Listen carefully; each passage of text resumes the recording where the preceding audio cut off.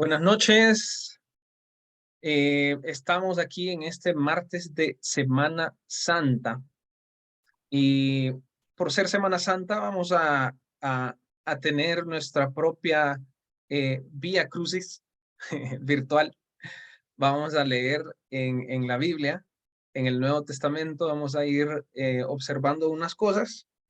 La palabra quizás no es rápido, pero definitivamente no vamos a detenernos en un pasaje como a veces hacemos. En esta Semana Santa o 2023, como siempre, es una oportunidad de reflexionar en el Señor. Y no solo eso, sino que también es un espacio de descanso, ¿verdad? De vacación. Y entonces siempre está la tentación de, digamos, bajar los brazos, relajarse demasiado, ¿verdad?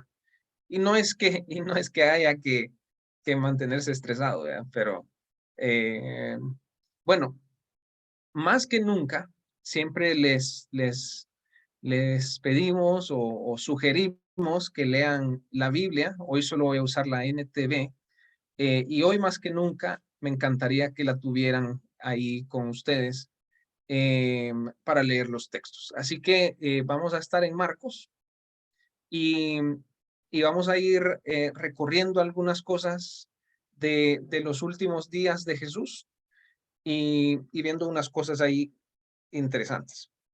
Así que empecemos. Vamos a empezar en Marcos 8 y, y quisiera que ustedes usaran las imágenes mentales que ya tienen. Uno cuando piensa en Jesús, los discípulos, uno tiene imágenes. Puede ser que sean imágenes de alguna película o pueden ser imágenes de sencillamente nuestra creatividad, o a veces son imágenes que nos quedan de nuestras experiencias en escuelas dominicales o no sé, catecismo, cosas así. Así que quisiera que tuvieran en mente esta imagen que se les venga pensando en Jesús y los discípulos. Y bueno, Jesús estaba ya en su ministerio. Marcos es un evangelio que va rápido. Eh, no hay evangelio más importante que el otro, ¿verdad? De hecho, el mismo hecho que sean cuatro significa que uno no basta, que uno no es el más importante. Pero como característica, en el Evangelio de Marcos, tenemos unas historias rápidas, como ráfagas de historias. Y un dato interesante de Marcos es que parece ser que Marcos fue un discípulo directo de Pedro, y él como un escriba o como una persona que lo escuchaba y tomaba ciertas notas, termina escribiendo el evangelio, su evangelio, ¿verdad? El evangelio de Marcos. Bueno, Marcos 8:38 dice así. Marcos 8:38 dice, 8:27, perdón, 8:27. Ese pasaje en el capítulo 8, pero 8:27 dice, Jesús y sus discípulos salieron de Galilea y fueron a las aldeas cerca de Cesarea de Filipo. Ahora, en esta ocasión, y perdona, Frank, te molesto ahí, si me dejas share screen, quiero ver si porque todavía no puedo. En esta ocasión les quiero mostrar un mapa. Así súper rápido. Al mostrar el mapa, solo quiero que vean am, cómo, cómo se ve el espacio donde está Jesús, donde vivía Jesús. Y yo creo que ahí pueden ver, ¿verdad? Y solo vamos a ubicarnos ahí. Aquí acaba de decir en el 8:27 que estaban en Cesarea de Filipo. ¿Ok? Cesarea de Filipo. Aquí se ve un poco borroso, pero aquí está Cesarea de Filipo. y Jerusalén está aquí. Este espacio, todo este espacio de donde Jesús hizo su ministerio es un espacio sumamente pequeño. Son alrededor de 200 o 300 kilómetros. Y entonces Jesús estaba aquí en Cesarea de Filipo y estaba lejos de Jerusalén, a donde termina crucificado, alrededor, ¿verdad? Lo otro interesante que quiero que vean es que lo verde es una elevación, una altura baja, y lo café o lo blanco, o lo beige, ya son montañas. Entonces ellos estaban en Cesarea de Filipo y estaban en la montaña y lejos de Jerusalén. Y hay una cosa interesante en los evangelios de arriba y abajo. Jerusalén está arriba y entonces Jesús sube a morir, sube a ser crucificado. Es algo bien, bien irónico y es algo que podemos llevar a nuestra vida, porque él sube sube, pero llega a su punto más bajo, digamos, de su vida en su muerte. Pero al final, al tercer día, resucita, ¿verdad? Y es algo que nosotros en nuestro cristianismo vivimos, y a veces cuando estamos subiendo y de repente en la subida se pone difícil la cosa, uno como que dice, ¿qué es esto? Este cristianismo no funciona, ¿verdad? O sea, yo pensé que pues sí, que la cosa iba a ser más fácil. Y bueno, somos cristianos, ¿verdad? Somos seguidores de Jesús. Entonces, eso quiero que vean. Lo otro que quiero que vean es que Jesús estaba lejos de su lugar de muerte. Y él en su obediencia se acercó más y más y más a la voluntad del Padre, que era venir a morir por nuestros pecados a Jerusalén. Y él, o sea, digamos que siendo creativo, nada le costaba irse para el otro lado, ¿vea? Y evitar todo eh, ese dolor, ¿verdad? Y esa angustia por cargar nuestros pecados. Muy bien. Entonces, vamos a la Biblia. Entonces estamos 8:27 y están en Cesarea de Filipo. Vamos al 31 y Jesús por primera vez dice esto. Dice, entonces Jesús, 8:31. Entonces Jesús comenzó a decirles que el Hijo del Hombre tendría que sufrir muchas cosas terribles y ser rechazado por los ancianos, por los principales sacerdotes y por los maestros de la ley religiosa. Lo matarían, pero 3 días después resucitaría. Y aquí es donde, para no leerlo, aquí es donde Jesús levanta la mano y le dice, Jesús, fíjate que te quiero comentar algo. Yo no voy a permitir que te hagan nada. Y es ahí donde él confiesa que él es el Hijo de Dios, pero también es ahí donde le dice Jesús, mira, vos no vas a morir, o sea, yo te voy a proteger. Y él le dice, apártate de mí, Satanás. Entonces, esta palabra, eh, esta, este anuncio de Jesús, eh, este anuncio de Jesús en este lugar es algo totalmente extraño para los discípulos. Si ellos, o sea, imagínense que estaban esperando al Mesías y de repente Jesús dice, ¿saben qué? Me van a agarrar, los oficiales me van a golpear eh, y me van a crucificar. Bueno, dice, me van a matar, ¿verdad? Pero voy a resucitar el tercer día. Ahora, tienen que entender que si se recuerdan, y aquí necesitamos un poquito de bagaje, ¿verdad? Si tú nunca has leído los evangelios, quizás esto sea como que un poco perdido, pero si lo has leído por lo menos una vez, se recordarán que Jesús hablaba mucho en parábolas. Y entonces ellos escucharon eso y quizás dijeron, bueno, no sé, vamos a morir a nuestros deseos, vamos a resucitar con él al tercer día. Entonces, por primera vez en Marcos 8, él dice eso. Ok, empezamos una medio ráfaga de versículos, pero vamos en la línea en nuestro Vía Crucis de hoy. 8:38, acabamos de leer, 8:38, perdón.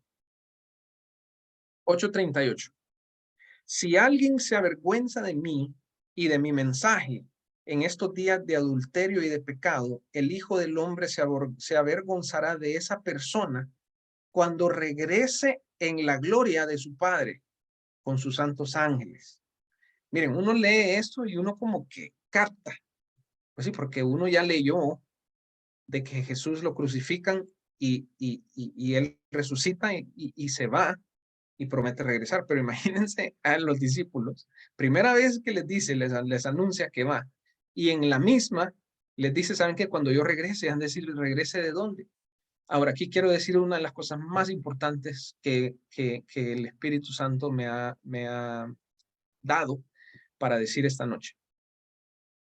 Jesús no estaba improvisando nada.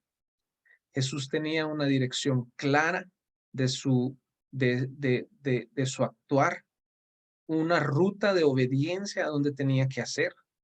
Y no solo en la tierra, sino que él ya sabía de que Jesús lo iba a resucitar y que él iba a regresar a poner las cosas en orden, como dice un teólogo, poner todo en orden, juzgar, ¿verdad? Regresar, el fin del mundo, todo eso. Imagínense todo encapsulado y los discípulos como, y fíjense que Cesarea de Filipo era un lugar como un lugar turístico, era un lugar muy bonito. Había mucho pecado, pero Jesús parece que lo llevó ahí, digamos, no como que fuera un tour, ¿verdad? Pero definitivamente un lugar íntimo donde quería estar con ellos. Y entonces ellos, digamos que estaban medio relajados, se los imaginan acostados en la grama, hablando, y de repente él les dice esto. Y es, no, o sea, no ha de haber sido fácil y ha de haber sido bien confuso. Y quizás nosotros asumimos, porque hemos leído todo esto, hemos escuchado todo esto y asumimos que lo entendemos, pero la Semana Santa es una oportunidad más para profundizar en estas verdades. Ok, vamos al 9:30. Este anuncio de la muerte se lo dice 3 veces. La segunda vez es en el 9:30. En el 9:30 ya están bajando hacia Jerusalén, de donde estaban, ¿verdad? Donde les mostré. Y dice el 9:30, saliendo de esa región, viajaron por Galilea. Jesús no quería que nadie supiera que él estaba ahí porque deseaba pasar más tiempo con sus discípulos y enseñarles. Les dijo, el Hijo del Hombre será traicionado y entregado en manos de sus enemigos. Lo matarán, pero 3 días después se levantará de los muertos. Ellos no entendieron lo que quería decir. Sin embargo, tenían miedo de preguntarle. Entonces tenemos una segunda vez y de un solo vamos al 10:32. 10:32. Aquí pueden imaginarse tipo una película, ¿verdad? El 10:32 dice, subían rumbo a Jerusalén. Entonces se recuerdan, arriba y abajo, ¿verdad? Entonces aquí ya van hacia arriba, y Jesús caminaba delante de ellos. Los discípulos estaban llenos de asombro y la gente que los seguía abrumada de temor. Jesús tomó a los 12 discípulos aparte y una vez más comenzó a describir lo que estaba por sucederle. Escuchen, les dijo, subimos a Jerusalén, donde el Hijo del Hombre será traicionado y entregado a los principales sacerdotes y a los maestros de la ley religiosa. Imagínense qué detalle es lo que está diciendo. Y esto es una acusación directa. Los mismos que tenían la ley me van a matar. Lo condenarán a muerte y lo entregarán a los romanos. Fíjense qué fascinante cómo él estaba anunciando todo. 34, se burlarán de él, lo escupirán, lo azotarán con un látigo y lo matarán, pero después de 3 días resucitará. Después, justamente después, Juan, que es el evangelista y es el escritor de Juan, de las cartas y del Apocalipsis, con su hermano, tienen esa discusión de quién va a estar a la izquierda y la derecha. Imagínense qué confundidos estaban. No sabían qué estaba hablando y Jesús estaba anunciando lo que le iba a pasar. Saltémonos al 11:1. 11:1. Mientras Jesús y los discípulos se acercaban a Jerusalén, ¿verdad? Ya iban ahí. Llegaron a las ciudades de Betfagé y Betania, en el monte de los olivos. Jesús mandó a 2 de ellos que se adelantaran. Ok, ahora, aquí es la escena donde entra a Jerusalén y la gente lo reconoce. O sea, lo reconoce y lo alaba como rey, ¿verdad? Y esto era más confuso, porque si él llegaba ahí, es como un político, ¿verdad? No estoy diciendo que Jesús era un político, pero si imaginan a un político llegando a un lugar donde lo reconocen, o sea, lo último que se piensa es que llega a morir a ese lugar. Pero a eso iba Jesús y ya se lo había anunciado a sus discípulos. De hecho, es diferente ser de las personas que levantan las palmas a ser uno de sus discípulos.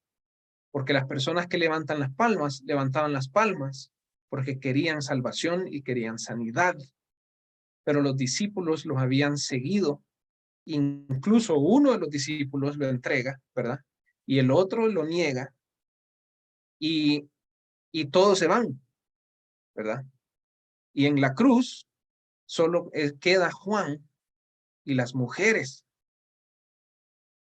Y bueno, hay una reflexión directa para nosotros y la voy a poner en estas palabras. ¿Qué tan cerca estamos de la cruz hoy? ¿Estamos apartados como aquellos que salieron corriendo, negándolo como Pedro, o bajo la cruz como su mamá, María? Muy bien, sigamos. Vamos a leer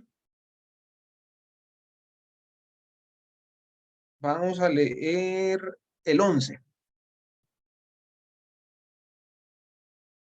11, capítulo 11, versículo 11. Así Jesús llegó a Jerusalén y entró en el templo.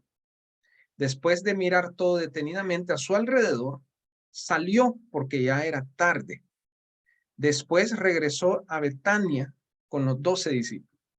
Betania es un lugar sumamente importante e interesante. En Betania vivía Marta, María y Lázaro. Y para Jesús eran sus amigos y era un lugar muy cálido para él. Y esa es una gran ironía, ¿verdad? Porque si en Jerusalén estaba el templo, pues supuestamente ahí debería ser el lugar cálido, pero no. Eso nos enseña que lo religioso no necesariamente es lo espiritual y que a veces lo religioso, lejos de aceptar a Jesús, mata a Jesús. Tanto así que hay una frase aquí en esta historia, que en la narrativa, que Jesús dice: Jerusalén, Jerusalén, tú que matas a tus profetas, ¿verdad? Ok, entonces, en el 11:1, con esto de Betania, ¿verdad? Digamos que está arriba, baja Betania, duerme, ¿ok? Y el 12, 12, capítulo 11, versículo 12. A la mañana siguiente, cuando salían de Betania, Jesús tuvo hambre. Vio que a cierta distancia había una higuera frondosa, así que se acercó para ver si encontraba higos, pero solo tenía hojas, porque aún no había comenzado la temporada de los higos. Entonces Jesús dijo al árbol: que nadie jamás vuelva a comer tu fruto. ¿Okay? Acto seguido, Jesús llega a Jerusalén y enojado vuelca las mesas y todo eso. Y saltémonos al 20. 11:20 dice: a la mañana siguiente, al pasar junto a la higuera que él había maldicido, los discípulos notaron que se había marchitado desde la raíz. Pedro recordó lo que Jesús había dicho al árbol el día anterior y exclamó: mira, Rabí, la higuera que maldijiste se marchitó y murió. Entonces Pedro o sea, se fascinó por el milagro, pues, digamos, o se fascinó por por la dirección que le dio Jesús a la higuera. El 22, digamos. Entonces Jesús dijo a los discípulos, tengan fe en Dios. Les digo la verdad, ustedes pueden decir a esta montaña, levántate y échate al mar, y sucederá. Pero deben creer de verdad que ocurrirá y no tener ninguna duda en el corazón. Les digo que ustedes pueden orar por cualquier cosa, y si creen que le han recibido será suya. Cuando estén orando, primero perdonen a todo aquel contra quien guarden rencor, para que su Padre que está en el cielo también los perdone a ustedes a ustedes sus pecados. Bueno, recuérdense de la higuera, ¿ok? Recuérdense de la higuera. Y les dice que nosotros si oramos vamos a hacer cosas. Y dice, ¿verdad? La montaña, levántate, quítate, andate para allá. Yo quiero sugerirles fuertemente que Jesús estaba preparando la mente de ellos para la resurrección. Que Jesús estaba preparando sus corazones, que cuando vieran a Jesús muerto, que ellos supieran que en 3 días iban a resucitar. Igual nosotros hoy, quizás hay cosas muertas en nuestra vida, sin vida, estériles, ¿verdad? Y pensamos que no hay un tercer día. Pero fuertemente Jesús nos da la esperanza de creer. Y en ese mismo pasaje habla del perdón. Y eso es bien yuca porque parece que Jesús conoce el corazón humano tan bien que sabe que el perdón y la falta de perdón es una de las montañas más grandes de nuestros corazones. Y él va a demostrar perdonar, o sea, en la cruz, y con Judas, y con nosotros, y con Pedro, y con el mundo entero. Y así como perdonó y nos perdona a Jesús, nosotros debemos perdonar a los demás. Saltémonos al 13, capítulo 13, 13:2.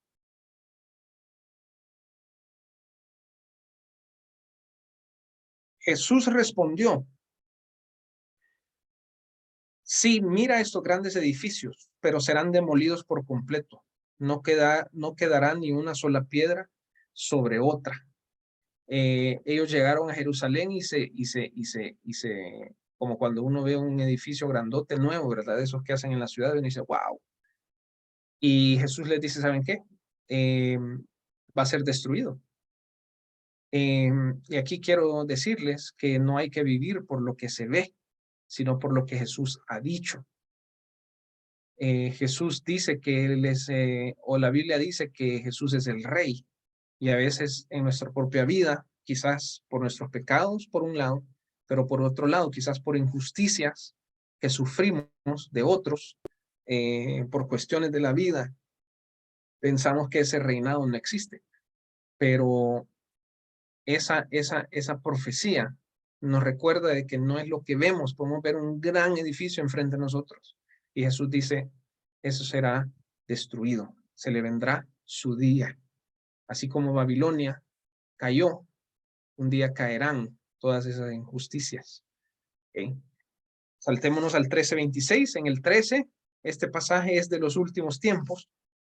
Y en el 13:26 dice, entonces todos verán al Hijo del Hombre venir en las nubes con gran poder y gloria. Y una vez más les digo, imagínense, ellos ni habían entendido la resurrección, ni la muerte, ni nada de eso, ni sabían qué andaban haciendo en Jerusalén. Ellos quizás pensaban que llegaba Jesús a entrar al templo y hacer algún tipo de revolución o algo así, ¿verdad? Y Jesús en medio de esta tensión empieza a decir, voy a regresar. Y va a regresar porque ya no iba a estar, porque lo iban a crucificar, pero iba a resucitar el tercer día y se iba a ir y va a regresar. Ahora, miren qué fascinante.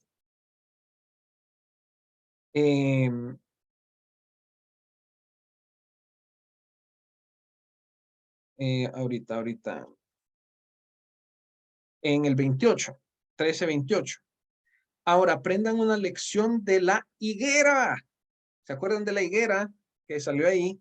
y hoy sale otra vez la higuera. Y dice, cuando las ramas echan brotes y comienzan a salir las hojas, ustedes saben que el verano se acerca. De la misma manera, cuando vean que sucedan estas cosas y que las habla, vamos a decir, las señales de su venida, cuando vean estas cosas sabrán que su regreso está muy cerca, a las puertas. La higuera es algo bien natural, es algo bien real para nosotros. Entonces tenemos que aprender y a discernir que hay cosas naturales que uno ve, que Dios le enseña, y en la Semana Santa es un momento especial porque uno, o sea, sin buscarlo hay tanto sobre Jesús, ¿verdad? Vamos y hay alfombras y en las redes sociales hay bombardeo de versículos, y entonces son momentos de ver cosas naturales y discernir las cosas espirituales. Saltémonos al 14:12, y aquí ya vamos, digamos, cercano al que los discípulos entendieran la crueldad de las palabras de Jesús o la literalidad de las palabras de Jesús. No era una parábola que decía, me van a matar y voy a resucitar el tercer día. El 14:12 dice, el primer día del festival de los panes sin levadura, cuando se sacrifica el cordero de la Pascua, los discípulos de Jesús le preguntaron, ¿dónde quieres que vayamos a prepararte la cena de la Pascua? Esto era jueves. Si se recuerdan, Jesús fue crucificado viernes. En el Evangelio de Juan tenemos, quiero ver, 13, desde el capítulo 13 hasta el 17, 13, 14, 15, 16, 5 capítulos completos de lo que Jesús les dice a los discípulos en esa noche. Y ese jueves tienen la última cena, ¿verdad? Tienen la última cena, comparten, y saltémonos al 14:32. 14:32 dice, fueron al huerto de olivos llamado Getsemaní, y Jesús dice, siéntense aquí mientras yo voy a orar. Y bueno, ahí Jesús está en su momento más, no más humano, pero un momento muy humano donde dice palabras que casi como que no quería morir, ¿verdad? Y entonces ya estamos arriba en Jerusalén, ya estamos cerca de su crucifixión. 14:43. 14:43, sí, en ese mismo instante, mientras Jesús todavía hablaba, llegó Judas, uno de los 12 discípulos, junto con una multitud de hombres armados con espadas y palos. Los habían enviado los principales sacerdotes, tal como había dicho Jesús, tal como lo había anunciado, tal como lo había recibido de su Padre, y tal cual en obediencia se estaba cumpliendo esas cosas. Saltémonos al 15:1. 15:1, muy temprano por la mañana, los principales sacerdotes, los ancianos y los maestros de la ley religiosa, todo el concilio supremo, se reunieron para hablar del próximo paso. Ataron a Jesús, se lo llevaron y lo entregaron a Pilato, el gobernador romano. Si se recuerdan, aquí ya Jesús está en manos de los romanos, tal como lo había dicho él, ¿verdad? Y es cuando pues Pilato se encuentra en la disyuntiva, se lava las manos y les entrega a Barrabás, ¿verdad? Saltémonos al 15:21. 15:21. Ya deciden crucificarlo, ¿verdad? Y el 15:21, un hombre llamado Simón, que pasaba por ahí, pero era de Cirene, venía del campo justo en ese momento y los soldados lo obligaron a llevar la cruz de Jesús. Simón era el padre de Alejandro y de Rufo. Paréntesis, hay una cosa bien interesante, los nombres que se mencionan en el Nuevo Testamento y otros que no. A veces solo dice el paralítico y aquí da un nombre específico. Y bueno, son nombres especiales y son nombres o humanos peculiares, no mejores, pero peculiares que Dios usó en la historia de Jesús. Y dice después, 15:22, y llevaron a Jesús a un lugar llamado Gólgota, que significa lugar de la calavera. Y bueno, están ya ahí en el lugar de la crucifixión. Saltémonos al 15:33. Y aquí vamos a leer 6 versículos, así que sería genial si estuvieran leyendo conmigo. 15:33. Al mediodía, la tierra se llenó de oscuridad hasta las 3 de la tarde. Luego a las 3 de la tarde Jesús clamó con voz fuerte, Eloí, Eloí, lema sabactani, que significa, Dios mío, ¿por qué me has abandonado? Algunos que pasaban por ahí entendieron mal y pensaron que estaba llamando al profeta Elías. Uno de ellos corrió y empapó una esponja en vino agrio, la puso sobre una caña de junco y la levantó para que él pudiera beber. Esperen, dijo, a ver si Elías viene a bajarlo. Entonces Jesús soltó otro fuerte grito y dio su último respiro. Y la cortina del santuario del templo se rasgó en dos de arriba a abajo. El oficial romano que estaba frente a él, al ver cómo había muerto, exclamó, este hombre era verdaderamente el Hijo de Dios. Saltémonos al 15:42, solo nos saltamos unos versículos, y dice que todo esto sucedió el viernes, el día de la preparación, anterior al día de descanso. El día de descanso empezaba a las 6 de la mañana.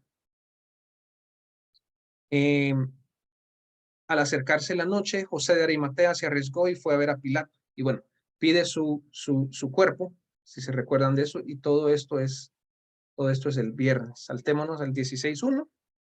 El sábado al atardecer, cuando terminó el día de descanso, María Magdalena, Salomé y María, la madre de Santiago, fueron a comprar especias para el entierro a fin de ungir el cuerpo de Jesús. El domingo por la mañana, muy temprano, justo al amanecer, fueron a la tumba. En el camino se preguntaban unas a otras, ¿quién nos correrá la piedra de la entrada de la tumba? Pero cuando llegaron, se fijaron y vieron que la piedra, que era muy grande, ya estaba corrida. Y la tumba estaba vacía. Y la tumba está vacía para la gloria de Dios y por el poder del Espíritu Santo. Y nosotros, dice en el Nuevo Testamento, en varias ocasiones, que hemos sido resucitados con Él y también seremos resucitados. Y una última cosa, en Marcos hay una discusión bien fuerte de a dónde termina Marcos. Y en sus Biblias, quizás en la NTV, de hecho, hay una explicación bastante, hay un parrafito que dice los manuscritos, aquí y allá, y lo interesante es que si termina en la forma corta, y esto no significa que estamos acortando la Biblia ni nada de eso, sino que es consecuente con lo que venimos estudiando hoy, con lo de los discípulos, de su miedo, de su incertidumbre, y entonces leamos el 8. Dice que las mujeres desconcertadas huyeron temblando de la tumba y no dijeron nada a nadie porque estaban muy asustadas. Y supuestamente ahí podría terminar el Evangelio de Marcos. Esto no es un final inconcluso en ninguna manera, sino que nosotros vivimos un cristianismo sin ver a Jesús. Y en cierta manera podemos estar asustados al vivir un cristianismo sin ver a Jesús. Pero ¿saben qué es lo que pasa? Que las mujeres no vieron a Jesús, pero sí vieron a la tumba vacía. Y entonces es una cosa de fe, porque es como que nosotros como Tomás, ¿verdad? Es como que le dijéramos, bueno, hasta que te toque o te me aparezcas o me susurres al oído o me hables audiblemente. Y lo peor fuera es que si te hablara audiblemente, ya uno dijera, será Dios, o quizás mi imaginación. Por eso puede terminar el Evangelio así. Estaban asustados, como quizás nuestro corazón puede estar asustado. Pero en la Semana Santa, bueno, y la vida cristiana es una vida de fe, una vida de la tumba vacía, pero es una vida también de discernimiento y de decisión, ¿verdad? Y de decir, aunque no te veo y leo que la tumba estaba vacía, te sigo y te amo y soy tu discípulo y soy cristiano, ¿verdad? Sin embargo, lo último, también está el pasaje largo, y en el pasaje largo no se narra la resurrección, pero sí Jesús se les aparece, ¿verdad? Y les dice que prediquen el evangelio, y solo terminamos esta noche leyendo el 16, capítulo 16, versículo 19 y 20. Dice, cuando el Señor Jesús terminó de hablar con ellos, fue levantado al cielo y se sentó en el lugar de honor a la derecha de Dios. Y los discípulos fueron por todas partes y predicaron. Y el Señor actuaba por medio de ellos, confirmando con muchas señales milagrosas lo que decían. Y entonces, en ese compromiso, ¿verdad? De ver a las mujeres asustadas y decir, bueno, uno puede estar asustado, también está el compromiso de ir a predicar y de que las señales milagrosas nos sigan.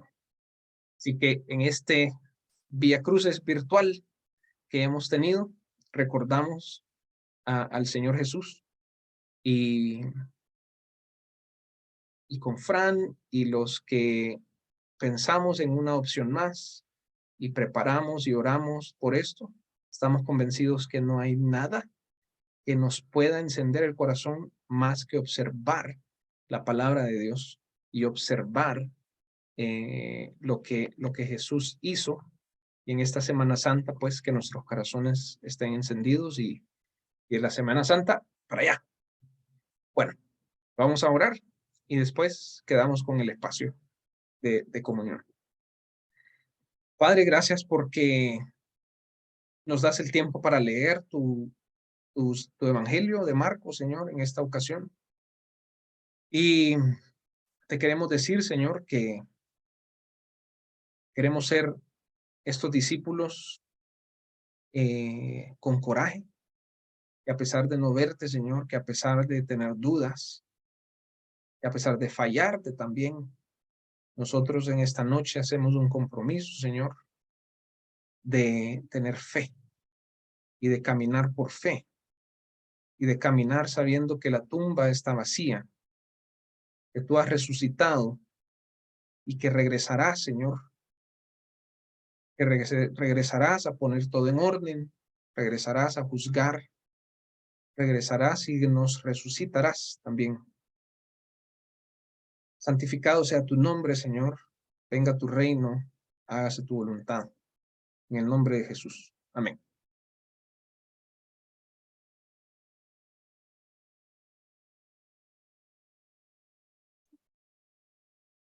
Bueno, gracias Vic, gracias por el mensaje. Bueno, y tenemos dos preguntas, como siempre, para que podamos reflexionar y podamos ampliar un poquito más de lo que hemos aprendido. La voy a poner ahorita en el grupo.